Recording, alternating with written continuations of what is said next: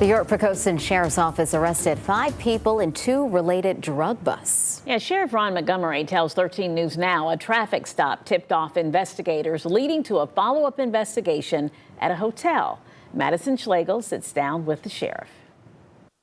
Just before noon on Wednesday, investigators searched this hotel, the Red Roof Inn on George Washington Memorial Highway. York-Poquoson Sheriff Ron Montgomery says his deputies found crystal meth, cocaine, a semi-automatic pistol, and cash, leading them to arrest 3 people at the hotel who now all face charges of possession with intent to distribute. But Sheriff Montgomery says a traffic stop less than 12 hours before is what prompted them to investigate the hotel. Montgomery tells 13 News Now just after midnight on Wednesday, a deputy stopped a car for a traffic violation. The deputy pulled the car over on George Washington Memorial Highway, and after talking to the 2 inside the car and conducting a search, Sheriff Montgomery tells us his deputy found this: illegal narcotics, cocaine, ecstasy, and methamphetamines, along with 2 semi-automatic pistols, a .22 caliber, and a 9mm handgun. The 2 people inside the car were arrested and identified as 24-year-old Dalton Taft and 45-year-old Lynette Fleming. Seizures of this size in